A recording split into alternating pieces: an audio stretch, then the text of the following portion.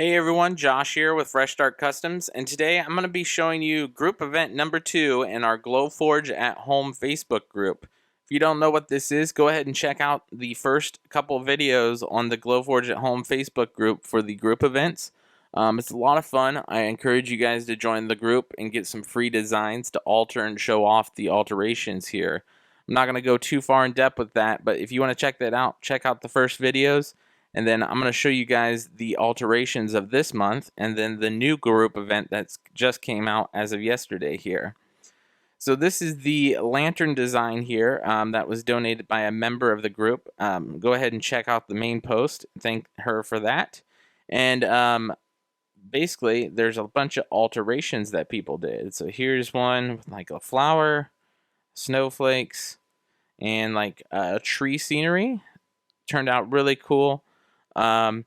And then here's one that somebody did with like the colored, I think it was colored MDF board. It looks really cool. They got like a little snowman, let it snow written on the side with like snowflakes.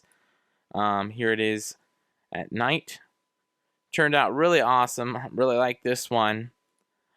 Here is like a basic one that wasn't painted, and then they threw in some decoration in the center. Turned out really cool. Then here's one that Nick, one of the moderators in the group, kind of redesigned the whole thing, created his own kind of version of a lantern for it. So that turned out really awesome. So those are the different style lanterns that some of the members of the groups have created from this group event. So as of yesterday, Nick just launched his own group event. It's his turn to do the group event here, so he created the welcome home little display here. Basically, he has 10 different PDF files on different like buildings you can pop into place. It's all interchangeable, so this gives members options to create different buildings that they want. You can edit like the windows, the doors. You can put little like hangers on top to hang these individually.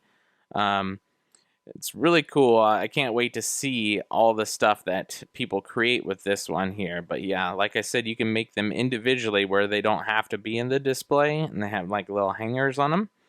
But basically, you can just pop them in there, and then there's options to put like little trees and lampposts and stuff. He has all sorts of stuff in there for you. So I can't wait to see your guys' edits this month. Just wanted to quickly show you guys all of the edits from last month, from the original here to all the different types of edits of that one here. So it turned out really cool. I really appreciate everybody for participating there. And I hope you guys enjoy these events, and I hope that we can do this more often.